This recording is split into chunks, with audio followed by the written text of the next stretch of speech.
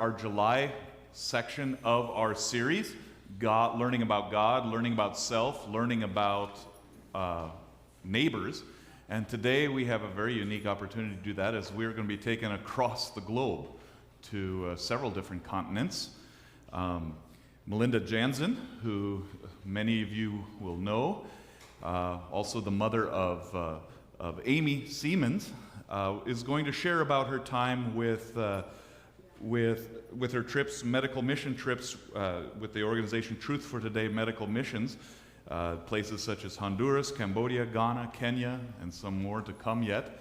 And I think we'll have our eyes open to different areas of the world and where the neighbors are of ours, and how God is at work within those neighbors.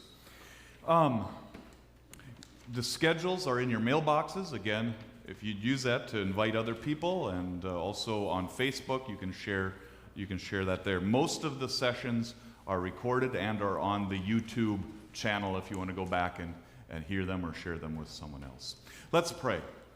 Heavenly Father, we thank you for a day that brings moisture, a day that brings not only nutrition for the land, but a day that brings nutrition for our minds, bodies, and souls as we have new worlds opened up to us. I ask that you give Malinda the words to speak and us the ears to hear as we see how you're at work in the world. And we pray this all in the name of Jesus Christ, our Lord and Savior. Amen. Melinda, come and speak to us. Thank you very much for asking me to be with you. Let's see if we get things going here. Is that on? Okay, there we go. Thank you so much for asking me to be here, and especially for your series, Learning About God, Our Neighbors, and Ourselves, because that's what missions is all about. You cannot go into missions, whether it's foreign or whether it's here in the United States or close, without God. Satan's going to fight you every step of the way. Fortunately, we as believers have read the book, we know the ending, and we know who has the victory, right? But Satan's still going to fight you, and it's our job to spread God's word to others, and that is what we do through missions. God's always there. He's fighting Satan for us and alongside of us, and he works miracles small and large. The things that you see him doing on missions field is absolutely incredible, and to get to be a part of that is a true blessing.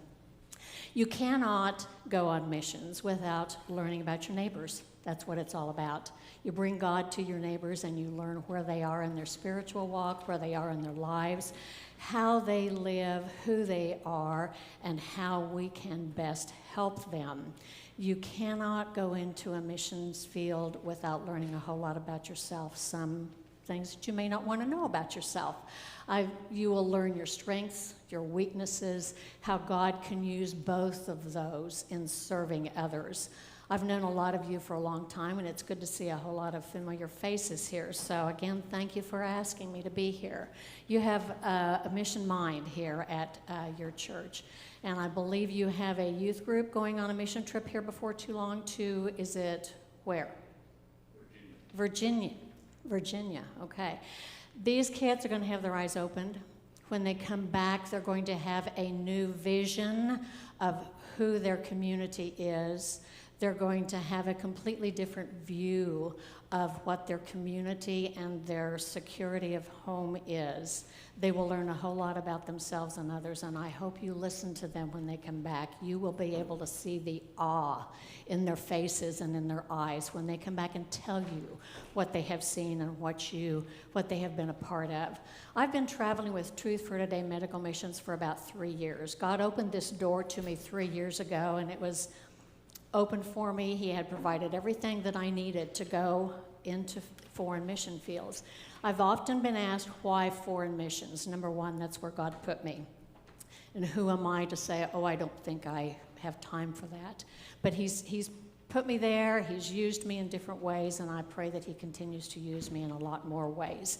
Number two, we reach a whole lot of people. We don't deal a lot with numbers in our groups because it doesn't matter if we save one soul or if we save thousands of souls. There is rejoicing in heaven over one soul that is saved, right? So one's enough, but look at the numbers on the screen up there. In 6 trips that I personally have been on, we have seen 10,400 people through our medical and vision clinics. And out of those, over 4,000 have come to know the saving grace of Jesus Christ. So the need is there. Numbers show the need and the effectiveness. There's poverty around every corner here in the United States. And this sounds trivial and trite. It is not. There are systems in place here for people to help. There are churches, there are organizations, and the failure lies in us when we are not seeing that systems are activated appropriately. In third world countries, there is not that option. There's no government system. There is no government assistance. The governments are corrupt. We all know that, and especially in third world countries. So there is not access to help. People live in total and complete poverty with no hope. The hope that we provide is through Jesus Christ. God, as I said, opened this door to me, and what we do on these trips is provide a drawing card for people to gather. We use local missionaries and local pastors to present the gospel, and that is our goal, is to get the gospel out there and knowing Jesus Christ to as many people as we possibly can. And as you can look at the numbers, you can see that's somewhat effective over the 6 trips. Help is non-existent. We provide that. Now, if I go out here and I post some posters around town and I tell you that we're going to have evangelistic meetings and you're going to hear the gospel, how many are going to be there? How many do you suppose? Not a whole lot. Maybe you folks would come because you know the speaker, okay? If I go out and I post posters around town, I advertise that we're going to have free medical care, free medicine, and eyeglasses. How many do you suppose are going to come? Lots of folks are going to see the same kind of response as you do when they have the free dental care clinics in Hutchinson. So that's what we're about.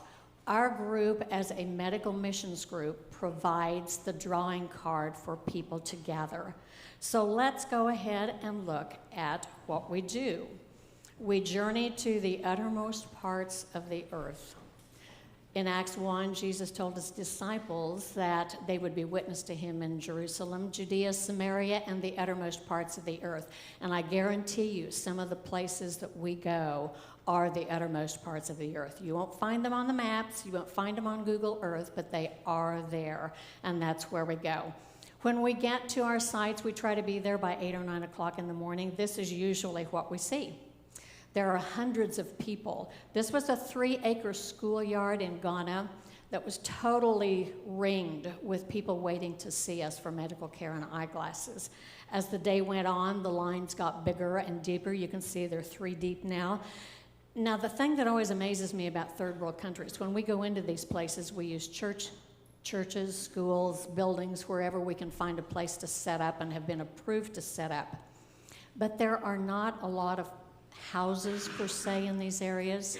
So these hundreds of people have walked and walked to come to these medical clinics. So that's the drawing card.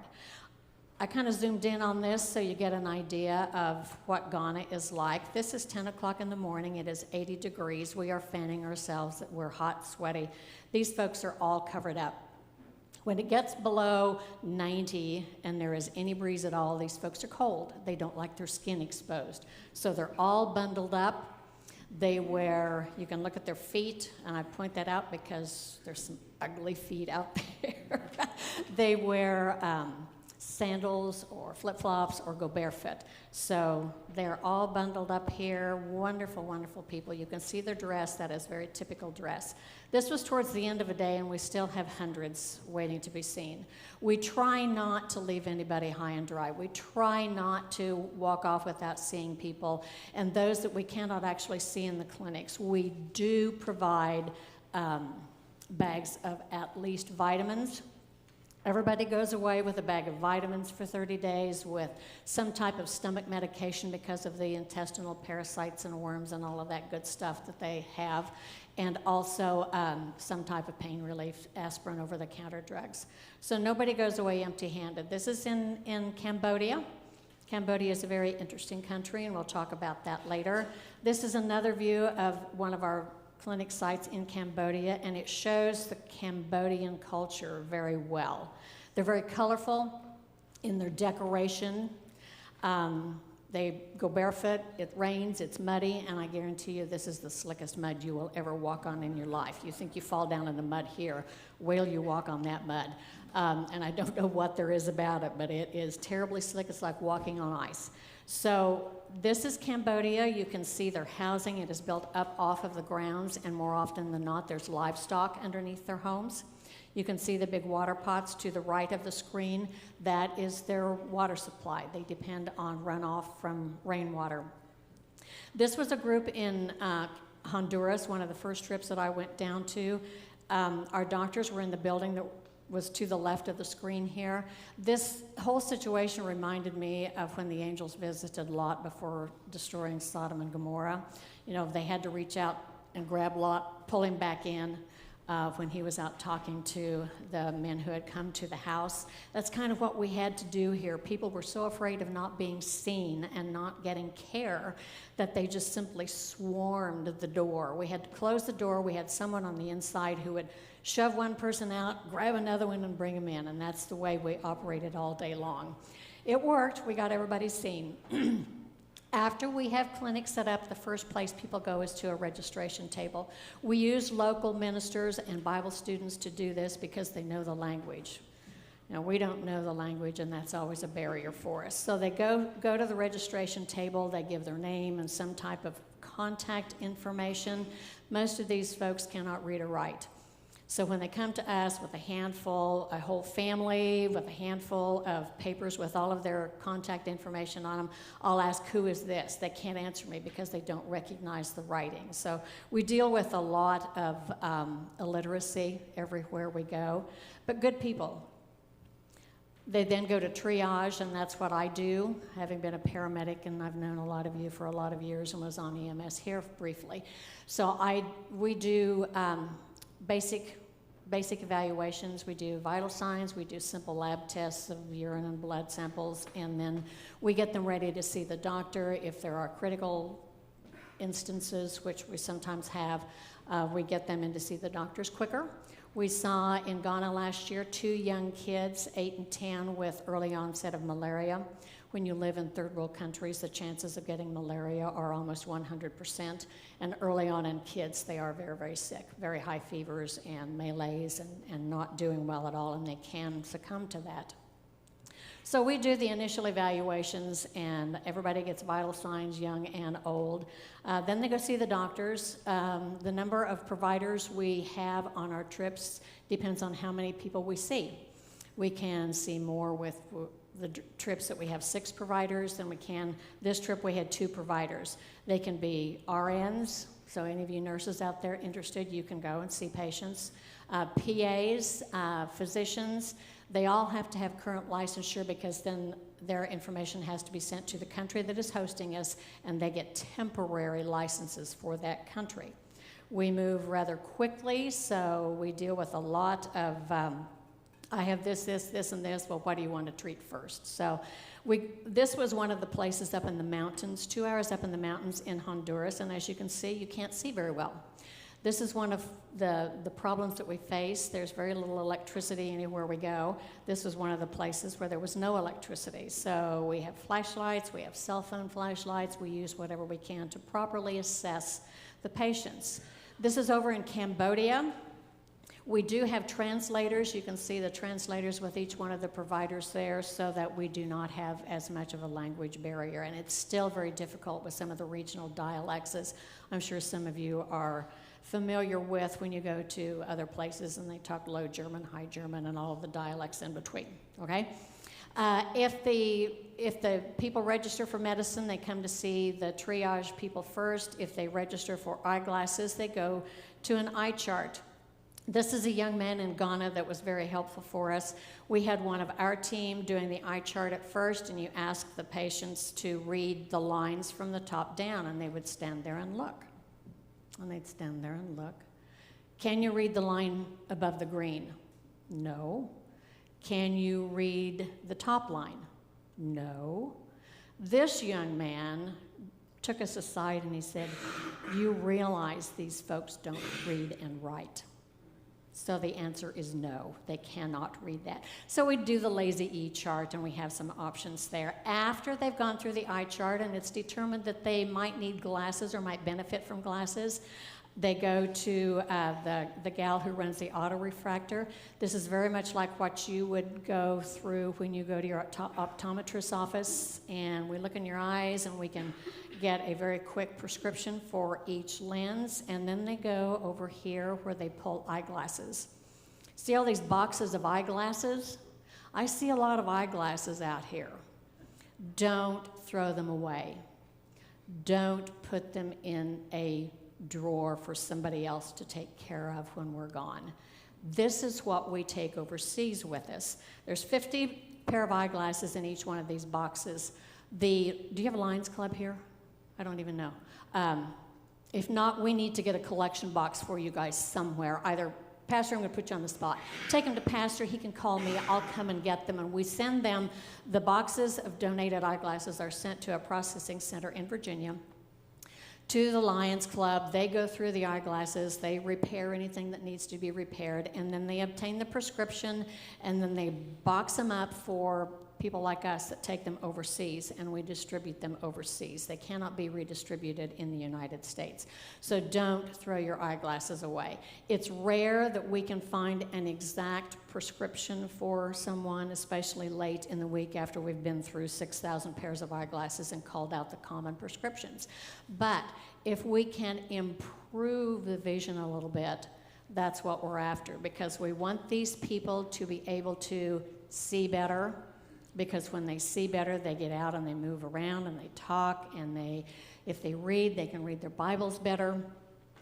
So we want them to be happy with their glasses. Then they go to the fitters. We do all the things that all the optometrists do in getting your eyeglasses to sit properly and to fit properly so that you can see. The gentleman on the left, this was in Kenya. Gentleman on your left, you can see, is a Muslim. We deal with lots and lots of different religions wherever we go. The orange beard is a dead giveaway. It means that, number one, he has a status in the community. Number two, it's an imitation of Muhammad, who is believed to have dyed his beard red. And number three, possibly it means that he has been to their holy site of Mecca. The lady on the right is pretty typical of what you would see in Africa. Although she is very modern, she does not have all of the jewelry and the piercings that most of the Africans do. This was one of my favorite pictures. He's just very happy. He's very pleased with the eyeglasses that he got, and I can tell you we put some funky eyeglasses on some people sometimes because it helps them see better. They don't care. Once in a while we'll get somebody to say, "Do you have anything different? I don't like the way they look." But for the most part, they're happy they can see better. After they have been through the medical clinic and through the eyeglasses clinic, they do not have their prescription yet for medicines. They do not have their eyeglasses yet, and they go to the soul winners and they hear the gospel. Faith comes by hearing, right? Remember that a lot of these people are illiterate. They don't read or write. So their only option to know the gospel is through hearing. So they hear a very clear presentation of the gospel by the local pastors and Bible students. We don't do that because of the language barrier. It's very difficult to get some of those feelings and issues across to someone that you can't communicate with. Our job is just to be ambassadors for Christ. That's what we do, and that's what we show these people. Here's another. This was inside one of the churches on the top of the mountain in Kenya. People waiting in line to listen to the gospel. This was our last trip to Ghana, and I want to point this out because these are all Bible students at one of the Bible institutes there. All one-on-one presentations. It's not stadium evangelism, and everybody raise your hand if you want to be saved. These folks are talked to one-on-one. What I want you to notice about this picture is the notebooks that's on these desks. The soul winners in this country took this very, very seriously. I have never seen any of these folks up to this trip write down and keep track of every person that they talk to. They took this very personally, and they feel personally responsible for everyone who sat at their desk and that they presented the gospel to. The seeds planted, sometimes we get immediate results and people accept Christ. Sometimes they don't. These folks have all of the registration forms with contact information. They have their own little notebooks here, and I guarantee you these folks are beating the streets looking for these folks. They follow them up, they get them into churches, they get them active in their churches, and we have good results. Their churches are growing. When you approach someone with the hope of Jesus Christ and they have no hope otherwise, they're eager for hope, and that's what we're all about. You'll notice this man, this is another Ghanan, and I don't know if you can see that very clearly. At the bottom of the light reflection on his cheek, there is a scar. That is a tribal mark. In Ghana, tribalism was not as obvious as it was in Kenya, but that is a tribal mark, and they take it as young children. It doesn't mean anything as they have accepted Jesus Christ. We'll talk about some of the religions there later. We take our own pharmacy on these trips. There is a pharmacy in Oklahoma that caters strictly to medical missions, and all of our drugs have to be listed and sent to health ministries in our hosting country for approval. We pack them all up in suitcases and we take them with us on the trips. First thing we do when we get there is start counting out standard prescription dosages, so we don't have to do that for every individual that comes through. But you can see there's 12, 14 suitcases full of different medications that we take with us. What is left over, if there is much of anything, we leave with health ministries or clinics in that country. We've held pharmacy in some really unusual places. This one was the most, and this was in Cambodia. Most of the time, folks are very willing to move their livestock. This one was not. In Cambodia, their livestock is a precious commodity, as it is everywhere, but especially so there. So we had to deal with the cow in the background for pharmacy here. Pharmacy was held in a school building here. You can see the weatherproofing there. Breeze blows right on through, and that is one of the school buildings that we used. Very small quarters sometimes for what we are doing. These are just some ways that people come to us at the clinics, lots of different ways. You can see there's a bicycle cart. You can see there's a lady being brought in on a bamboo pole. That's right out of the movie scenes. There's a gentleman on the top right who had polio as a child, so he has absolutely no use of his legs. He walks on his knees, however. Very interesting to watch him get off of the cart and walk on his knees. So he pedals, he hand pedals his bicycle. The lady on the cart was brought to us, hand cart. In Kenya and in Ghana, we saw a very high percentage of folks who had horrible vision, cataracts, glaucoma, macular degeneration. These folks can't see. They hold out their walking sticks. Somebody grabs it and takes them wherever they want to be. There's motorcycles and bicycles all over the place, so they sometimes come to us on that. Honduras. Honduras is a Central American country that is highly evangelized. That's good. That's sometimes bad. They've become very dependent on evangelistic groups coming in and are not eager to learn to care for themselves. That's not a derogatory statement. It's just simply a fact. We deal with a lot of Catholics there. That's their primary religion. There's lots of different branches of the Protestant church there. This is pretty typical scenery. There is a little pop shop. You can see the Pepsi sign back in there, but this is pretty typical scenery for Honduras. They do the best they can. They help each other, and that is their help. This was in a couple of the clinics there, a little chunky monkey baby there that we saw. In the center, there is a child on this lady's lap. That child has microcephaly. That is an outcome of Zika virus during pregnancy. The Honduran government was at its height of the Zika virus in 2 of the trips that I was there. The government response to that and their solution to the problem was free abortions. And they offered that to any pregnant woman. At that time, they felt it was better to abort that baby than to try to take care of a defective child. The thing is, in third world countries, they will use that defective child, set that defective child on the street as a beggar. So that happens all over third world countries.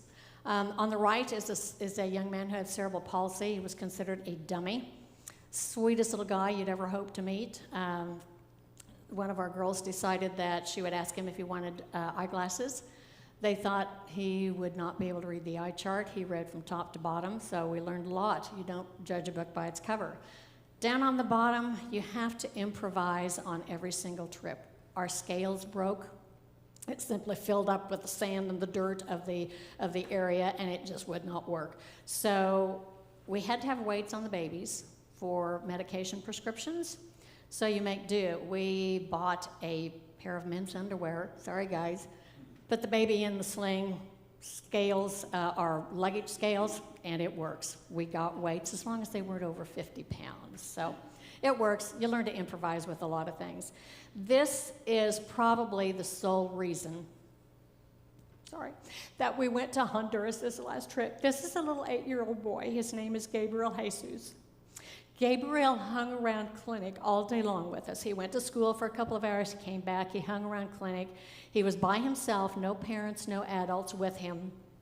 He kept going to registration. I need a paper. Well, we can't see kids under 16 without adults. We just can't do it. So Gabriel hung around, and he was with the soul winners. He was with me. He was all over the place. At the end of the day, this 8-year-old went to one of the pastors, and he said, I need a paper so I can have Jesus. He thought the paper meant Jesus. He had listened all day long to soul winners. 2 pastors talked to him independently, and this little boy knew exactly what he wanted to do. And he came to know Jesus, and he will probably be one of the preachers down there at some point in time. He's very, very, very enthusiastic young man. This is another reason we went. This young man was in the final stages of his life here on earth. Severe malnutrition, lots of other issues going on there. We were asked to make a house call. We don't normally do that, but this young man, we had seen everybody in this little bitty village up in the uttermost parts of the mountains there. We went to see this young man. Obviously, there was nothing that we could do for him. He accepted Jesus, and the last we saw of him was giving the soccer ball that we gave to him as a legacy to his nephews who are there with him. This is after we have left. Pastor Renee is in the pink shirt on the left. They are following up with some of the people who came through the clinic. So we hear stories all the time of people who have come to know Jesus and started coming to church after we have left. So the seed is planted, and that's what we want. I had to think of Mary when I saw this. They're getting this donkey ready for transporting bags of grain to market. So I thought that was kind of neat. And this is the way we travel, in the back of a truck. It's been modified with, this was in Honduras, modified with some benches, and we take our trailer full of supplies there. One of the mountain roads that we were on this last time in Honduras was so bad, it was like a washed out riverbed. Twice we bounced the trailer right off the hitch of the truck, even though it was latched. So that gives you an idea of some of the rough travel. Cambodia was a very, very interesting country. Cambodia is right next door to Vietnam, and these folks are still trying to recover from that area, as are a lot of people here in the United States and all over the world. The Pol Pot regime in the early 70s sought to establish a totally agrarian or rural society, and they did a very good job. They killed off everybody who knew anything. Government, anyone who had any kind of education, they were taking to the killing fields. If any of you have ever seen or read the book, The Killing Fields, I've been there, and you don't want to see it. It's pretty gruesome. But Cambodia was very interesting. They are polytheistic. They have many, many gods. I don't know how you keep them all straight and what you have to sacrifice to this one and that one. On the left-hand side of the screen, this was an altar that was in our hotel lobby. And if you'll notice, there's copies of American money there that you can burn to appease the gods. There's incense and other things. The gate there that has the dragons, that dragon is very reminiscent of the Revelation 12 dragon, the 7-headed dragon, the red dragon with the tail and all of the crowns. Very, very, very interesting to kind of look at that in relation to Revelation 12. They have spirit houses everywhere, and they make offerings to appease whatever spirit they think is bothering them at that time.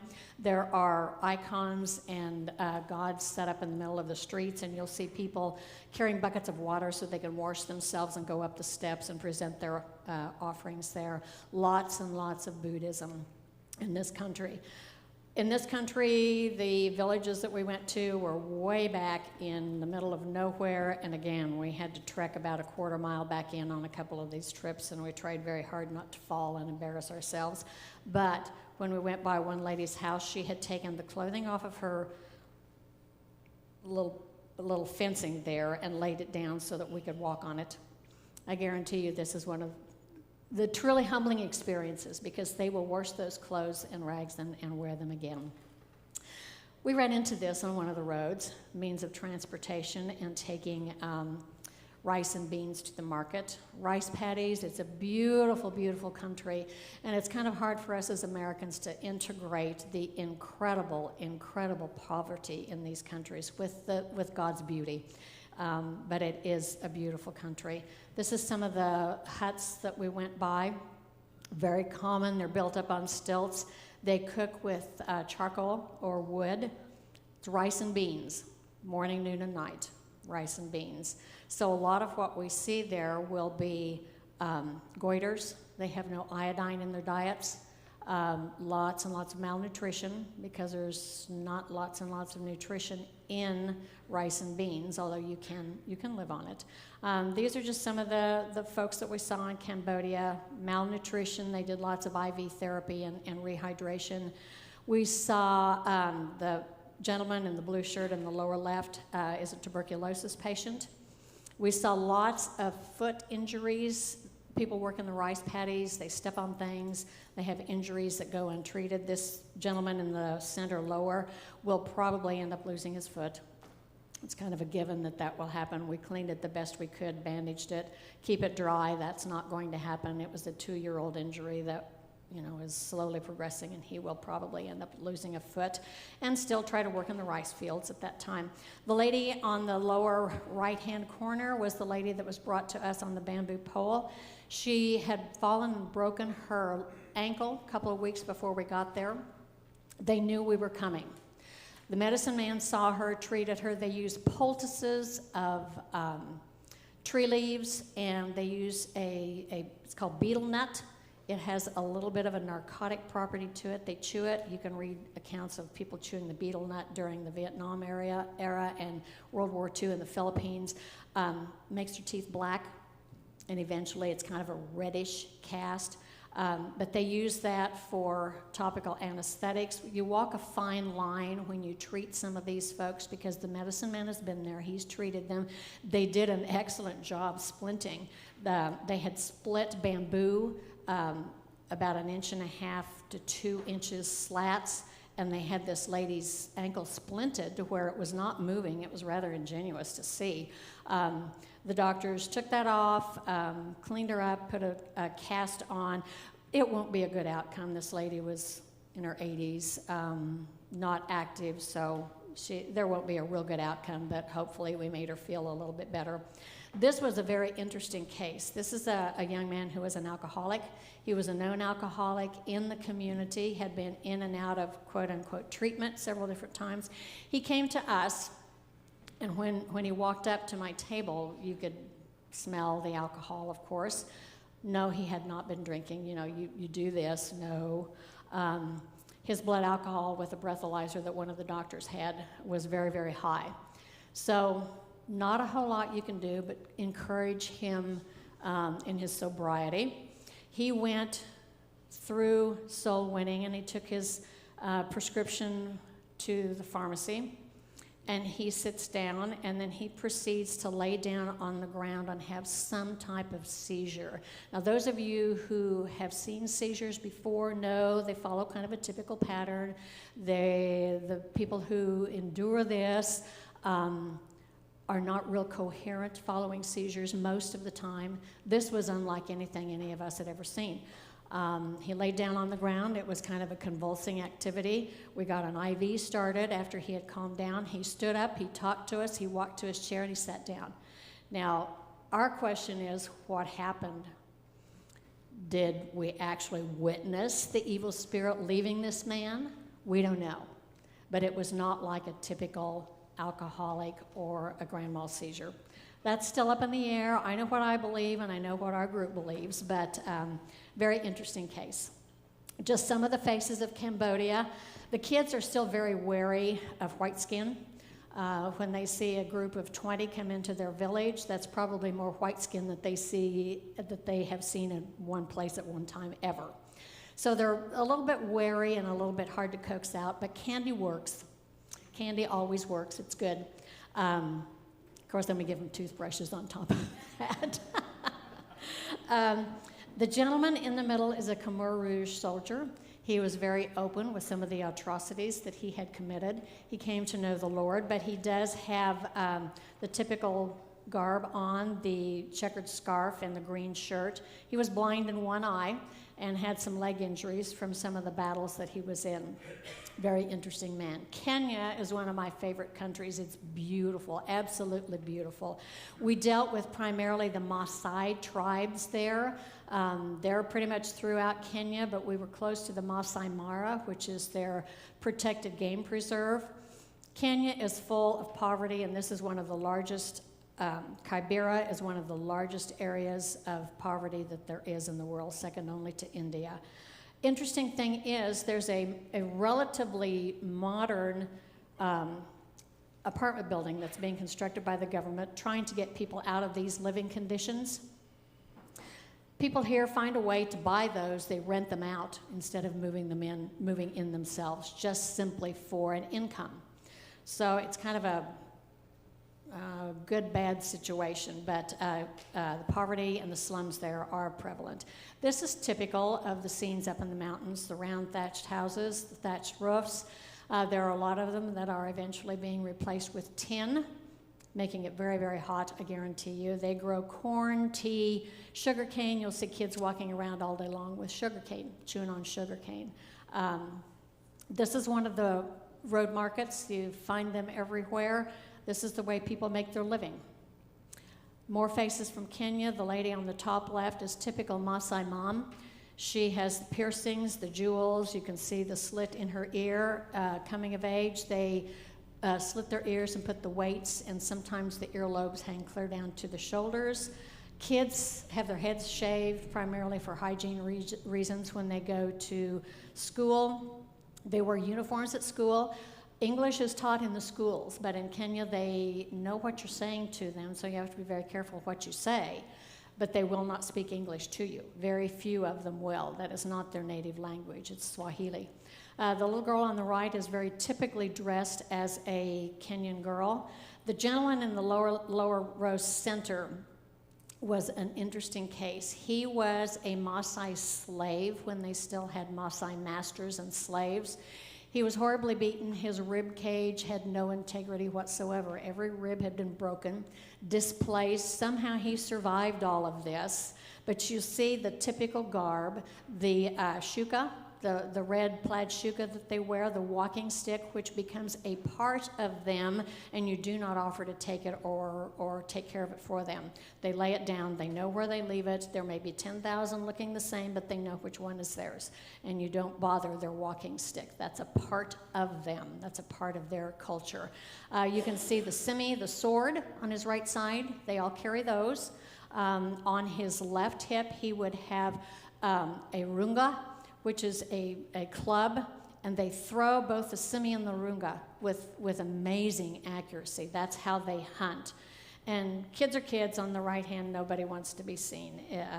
The Kenyan babies, they keep wrapped up and almost like bundling until they are toddlers. And I'll tell you what, unwrapping those, there's some hot little peanuts down in there.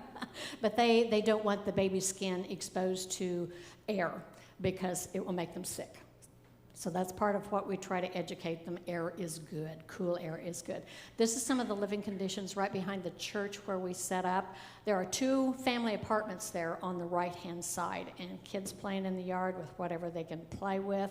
They cook with charcoal. They make a lot of their own charcoal, so you see the grounds everywhere smoking lots and lots of pollution. They burn everything, plastic bags, garbage, our hazardous waste we put on the burn pile. So everything is toxic that they burn, and so we see lots of respiratory problems here.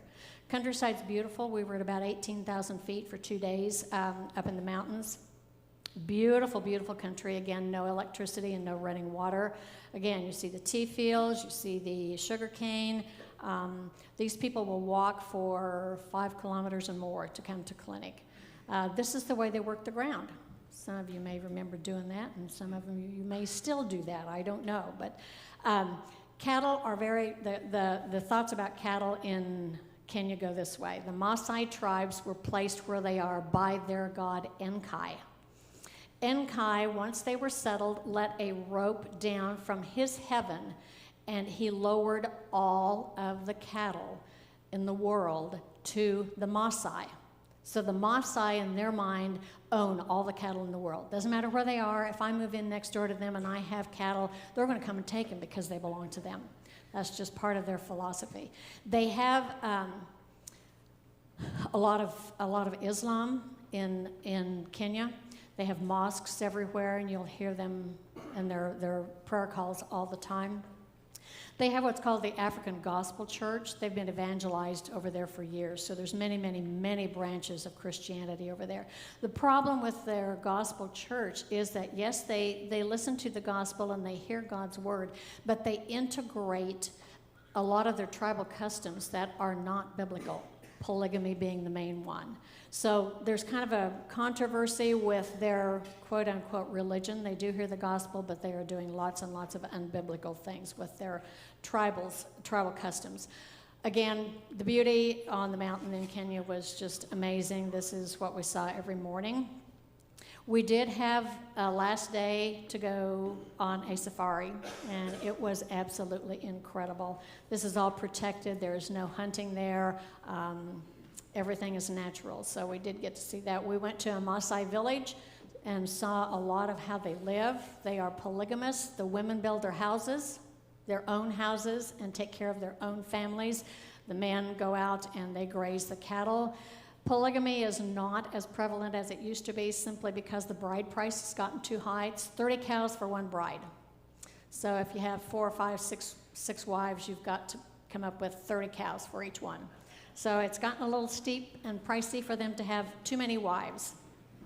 This is just more of the Maasai village. They are very tribal there in some areas.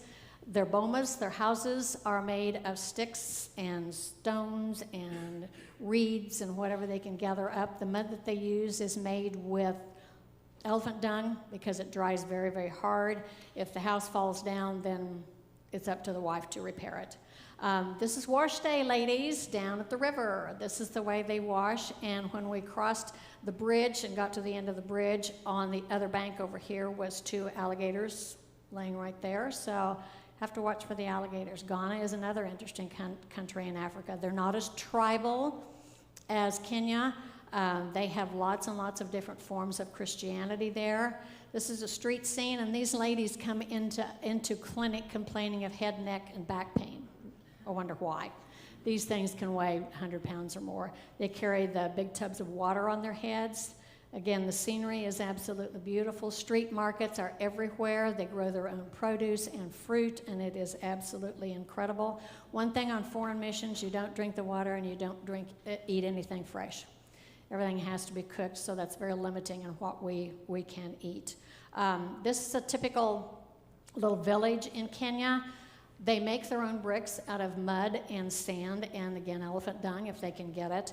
The center little tiny building there is their outdoor toilet, which if you don't have to use, that's probably a good thing. This is their water source. The government and humanitarian organizations have come in and put wells, so they do have a source of water. As I said, they make their own charcoal to cook with and to heat with when they want to heat. So you see the ground's just smoking, and the skies are not clear and bright blue here, like you would expect. This is a termite mound. It's one of the things that will destroy a village very quickly. These things are indestructible. They withstand the fires when they burn off the crops. You can't go in and knock them down. They are solid as a rock. This is one of our ladies in Ghana. She has a tribal mark on her cheek. She wears the Muslim garb. She accepted Jesus. So where she's going to fall in all of this remains a mystery to all of us. It will be interesting to see. They did prepare a traditional meal for us in Ghana. It was delicious if you don't think about the potential of what you might be eating. It's called fufu. They cook cassava and sweet potatoes, and they absolutely beat it to death until it's a starchy mass. Any of you who have some textural issues, I had a little bit of trouble eating it because of texture more than anything else. The broth was absolutely incredible. You eat with your hands. So you go wash at the communal wash basin, and then you eat with your hands. And you don't want to be rude and not eat. Two of the stories that will remain in my heart. The gentleman on the right is a Muslim gentleman who came to us in the end stages of life. He was severely dehydrated and had a lot of other issues that we weren't sure, probably cancer, liver cancer. Not a whole lot we could do for him. The baby will not live out of infancy.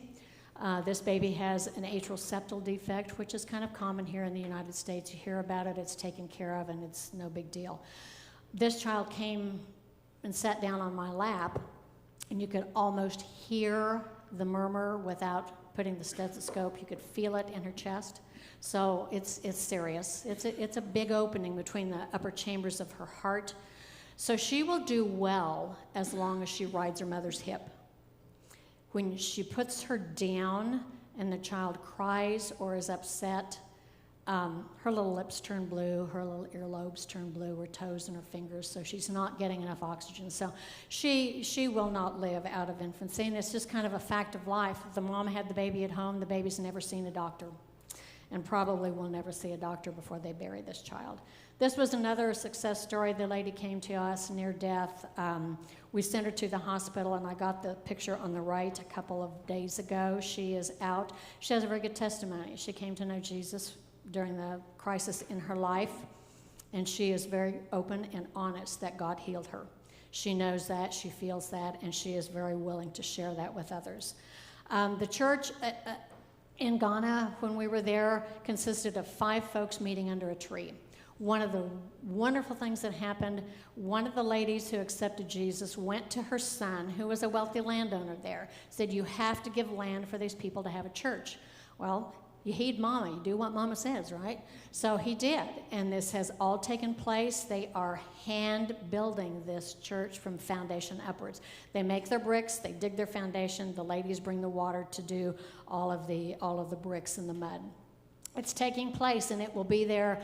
I'll be going back in January, hopefully, and we will be able to see and participate in the dedication of that church. So this is what we're all about. We're all called to be fishers of men. This was in Cambodia, roadside scene, fishing for a livelihood, and I thought, how appropriate. This is what we do. We're all fishers of men, you and I. It doesn't matter where we go. It doesn't matter if we fish for our neighbors or if we fish for people across the pond. That's what it's all about. It's all about getting the gospel out there, planting the seed, teaching others, and that's what we do through Medical Missions, the group that I lead. It's not downplaying any other medical mission group. We found that what we do works, so that's what we do. Thank you for your time. If you have any questions, shout them out. Anybody have questions? Quickly, anybody? We have time for just one or two, really quickly. Yeah. Anybody? Very good. Did somebody invite you to go, or how did you find out about this? I visited church with my little brother Brad, you know Brad, and his wife Marcia, and the directors of this group, Dr. Greg and Mrs. Waller, were speaking that day. And it just kind of got opened that door and, walked through, and he had everything ready for me. So I say it's a God thing, and I mean that literally. Mm-hmm. I mean that literally. I was introduced in another church. How is this all funded? Me. We pay our own trip share, and it's specific for each trip. We can do fundraisers, we can write our own checks, we can ask for sponsors, we can have church help. It's all on us. We have had some donations to Truth for Today medical missions that have designated, please use this for someone who wants to go on a trip that can't afford it. So there's sponsorships occasionally available. Trips run anywhere from $1,600 to $2,900, and that includes our airfare, our travel on the ground, all of our food on the ground. The only spending money that we have to have is souvenir stuff. So it's all donations and personal funding. I covered your prayers. I'll be going to Zambia hopefully, Lord willing, in October and early November. That will be a new area for this group. And then we'll be going back to Ghana in late January and early February. So pray for me. We all need it. Will do. Well, let's give her thanks for opening our eyes to Thank you those for contexts. having me. Thank you for having me. We will come back to worship at 10:30, and in the meantime, take time to talk to Malinda. And also remember, next week we start a two-part series on trauma-informed care, which is, if you've been listening to to some of the stuff that's going on in the medical psychological world, is a cutting-edge area of dealing with each other, and especially our children in our schools. So be here for that as well. All right, we'll come back at 10:30.